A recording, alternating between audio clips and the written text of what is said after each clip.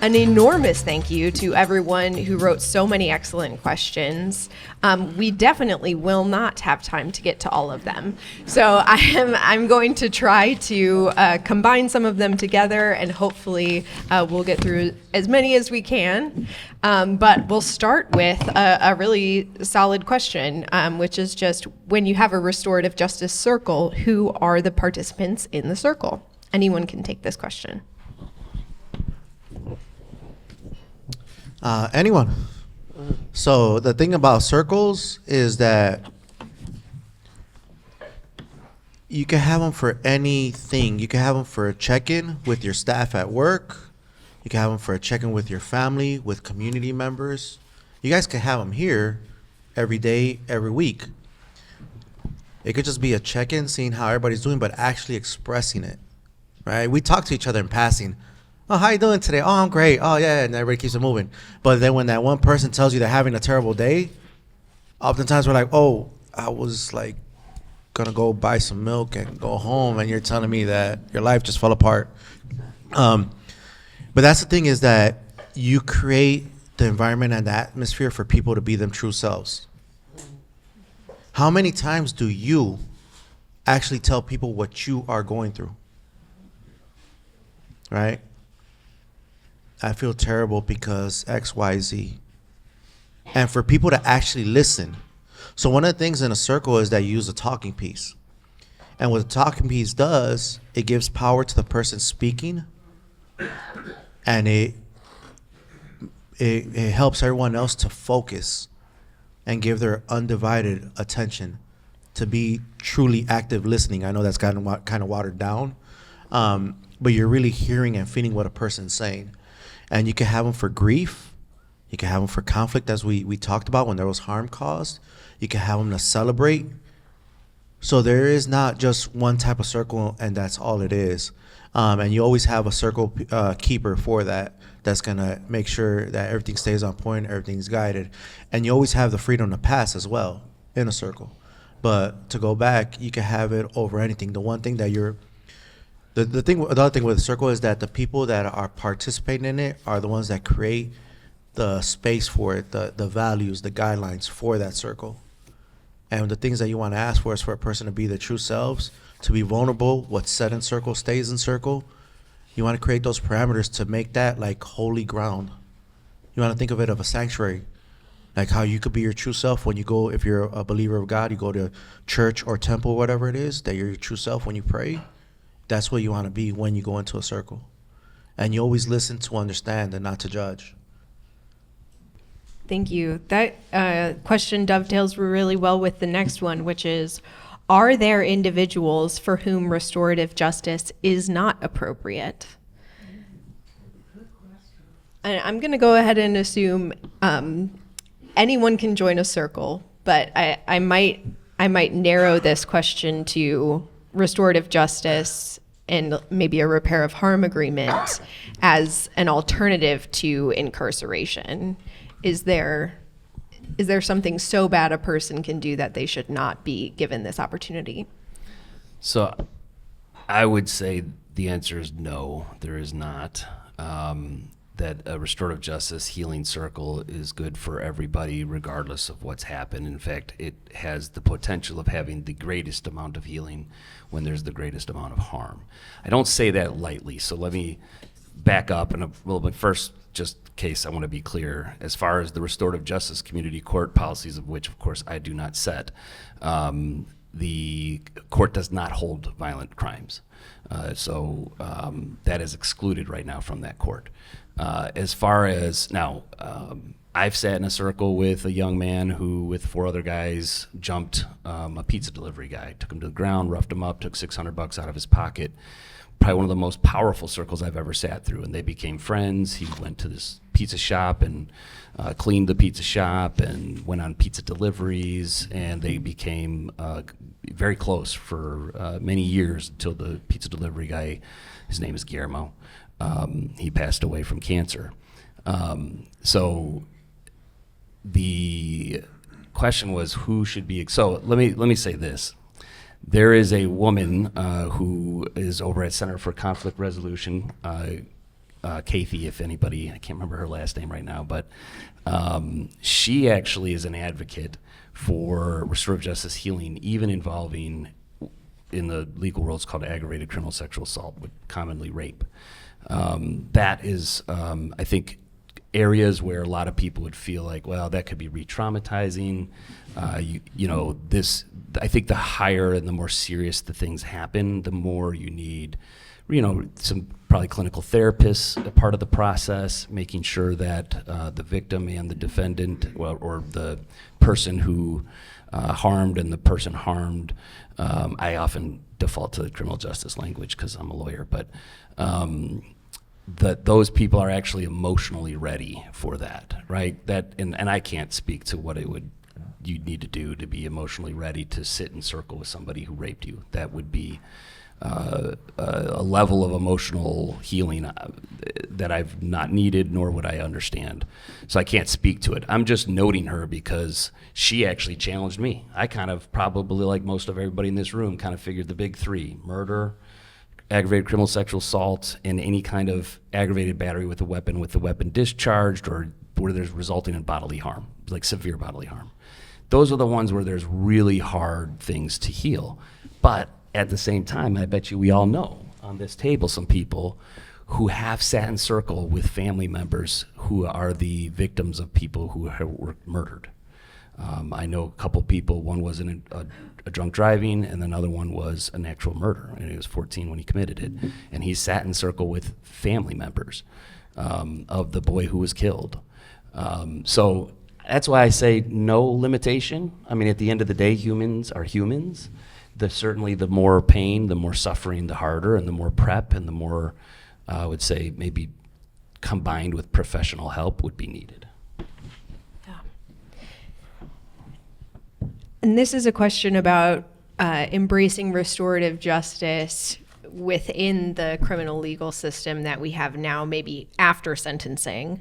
How can restorative justice work when the person who killed another person, even if it was accidental, is not allowed to have contact with the family members in order to restore or express remorse? I really don't want to go twice, but this is my first case. My first case at the Londo Christian Legal Center, I represented a 15-year-old who accidentally killed his best friend by shooting him with a gun that everybody thought was unloaded. It was passed around in a garage. The gun accidentally went off and shot another 15-year-old in the head and killed him. This young man grew up with his friend, like with pictures from when they were kindergartners, right? Like literally grew up on the same block, very close friends. The mothers went to the same beautician salon. They were very close. The families were working together for his funeral and buying T-shirts and helping with funeral preparations. And it was the state's attorney's office. It was two white women who I will never forget because they threatened me, literally physically threatened me outside of a courtroom, and kind of butted in the situation and said, do not talk to his mother. Do not let them help with funeral arrangements. He will get a lighter sentence. Because in her world, all she was focused on was winning this case and making sure there was punishment. And unfortunately, she got to the mom. And it went from a community of people that were grieving from a very serious tragedy, including my client, my 15-year-old, this was his best friend, to that was coming together to support each other. And then after the state's attorney's office intervened, everybody went to their corners, and it was an adversarial process that unfortunately did not end in any kind of restorative justice practice or outcome. So I can't, what do you do in an accidental? I mean, that is a situation where, our young man did the right thing. He immediately went to the police station with his family and shared what had happened. And the injustice of what followed from him going to the police station, I really want to be able to take the time to go through it all because it was shocking. It was my first case, and I thought, okay, hope to God this is just unusual, and sadly it was not. I was threatened by the detective when I went to the police station to represent this young man in custody. The police ditched the family at the police station.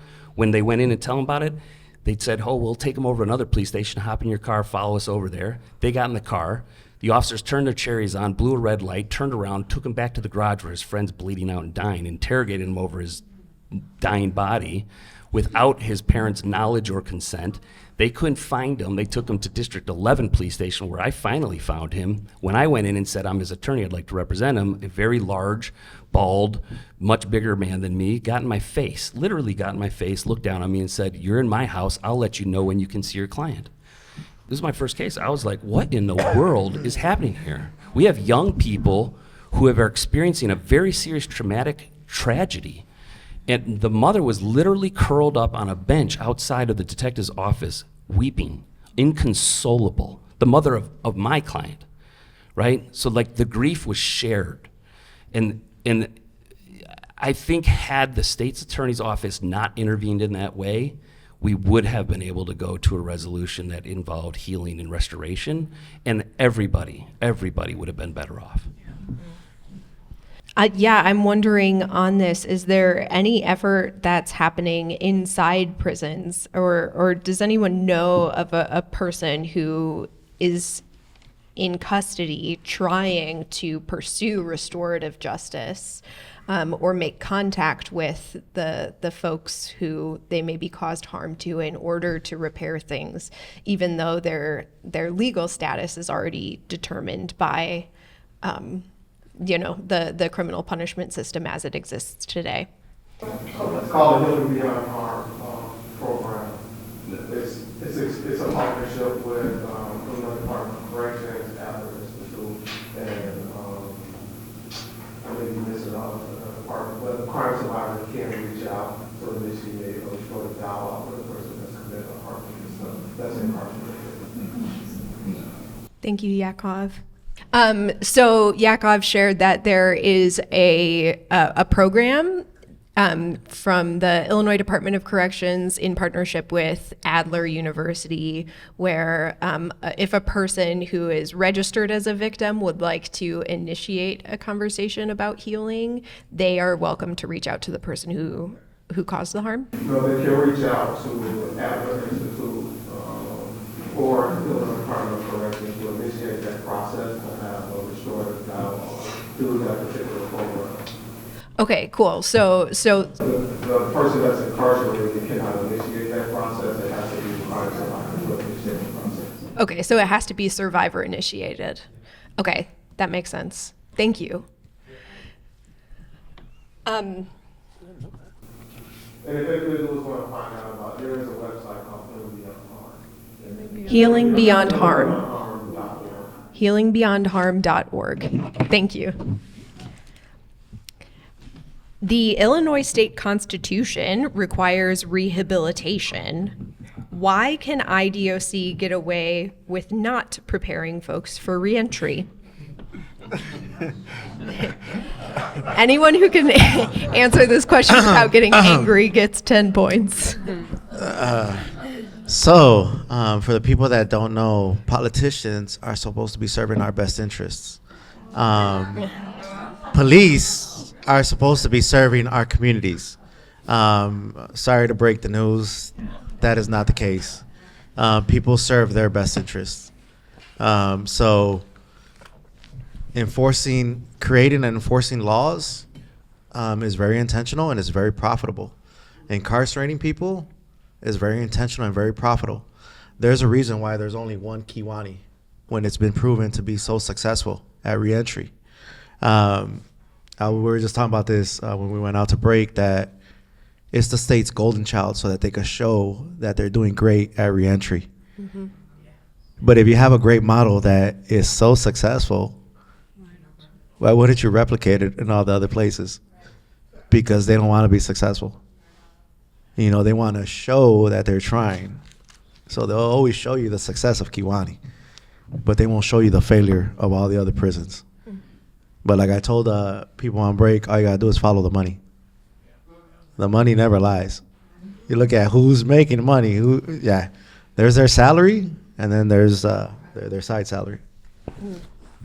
Equally, Katrina. Go ahead. In the mission of IDOC, what precedes rehabilitation is the mission of IDOC is to protect the public, right? And so under that guideline of protecting the public, I think they hide behind that to do all type of atrocities and negligence. I just want to add something from an educational perspective to this really brilliant question. And I think another reason, this way beyond Illinois, is one of the things that sustains how is this possible. And the U.S. Constitution says rehabilitation is required and it's not happening. Why? I think it's the ideas that we hold about incarcerated people that start from very young and that are very, very old ideas in this nation, of course, rooted in genocide, removal of indigenous people, and enslavement. And those ideas have just transferred.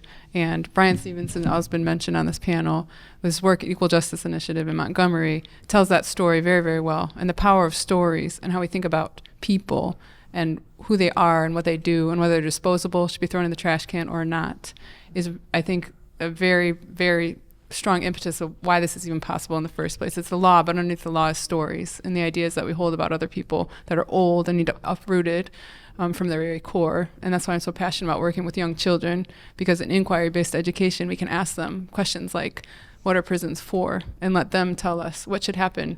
Let's create a society that would work.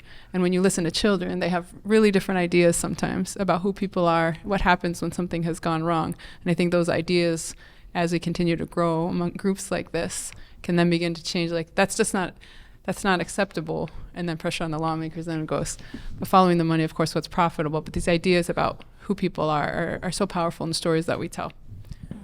Yeah. Mary, I think this is also a question that would be for you.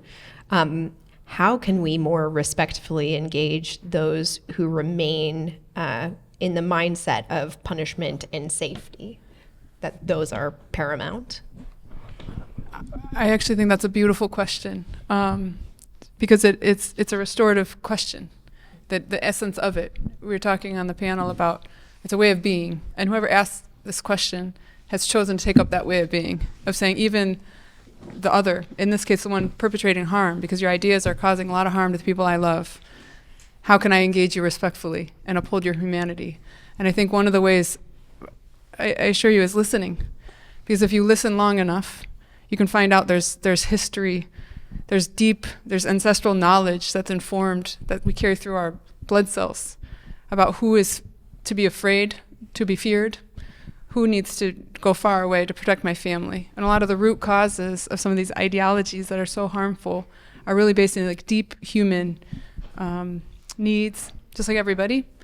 And it's very, very hard to do. It's very hard to listen to somebody whose ideas, I know I'm speaking from personal experience, whose ideas could cause harm to your own children. But listening, you can often find out there's also layers of misunderstanding. And I, being a white person, I can tell you there's things I didn't know for a very long time. So who am I to judge another person who holds this idea when I myself could just as easily have held that idea and continue to in many ways that I've yet not come to encounter. So respecting another person has a long history of reasons why they believe the way they do, listening to them, and then trying to, that's just what restorative practice is all about. That's why it's so powerful, is to try to listen carefully and then engage. One other way too is inquiry again. So if somebody says something, you can say, what makes you say that? Hold space. What makes you say that? Actually tell me more. I invite more. If it doesn't cause too much harm, maybe you need a mediator. But there's ways to actually bring out more of their perspectives and find out that somewhere in the middle, there is a care for humanity that just isn't coming out in the perspectives that they hold. Something we can learn from each other. That's been my experience. Maybe somebody else. Well, I think we're gonna pause the questions at this point. Reading these brought me so much hope. So many of these are clearly rooted in a fire that was lit in many of you. Just demanding answers for injustice and throwing out possible solutions, and reading these is inspiring. So thank you all. Can we just get an enormous round of applause?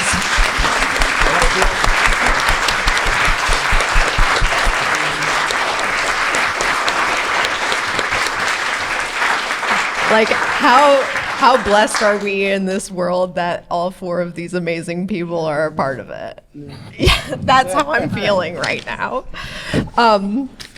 Okay, I just have a few minor comments before we move toward either saying goodbye or toward smaller group breakout discussions. And these are things that you can do. This will answer some of the questions that we didn't get to, which is are about how can we take action? What might we do in response to this? So the first thing I will do is ask Barbara Moline to stand up or raise her hand. Yes, Barbara! Barbara runs the Pen Pal program through UPMI. So if you're like, hey, I want to know some people who are directly impacted and build a relationship with a person who's inside right now, Barbara is your woman. You will learn a lot. Yeah. It will change your life. If I may, so when I was approximately 22 years old, I got my first pen pal. I only had two, and they were both early on in my time in prison. That human connection, especially to a stranger, you know, someone that's not a part of your life, means the world to us, and it helps our humanity. Them little pages that you put some ink on mean the world, especially for people that don't get any mail and don't have anybody outside. So if you're on the fence about it, please reconsider. And if you're doing it, God bless you. Thank you so much.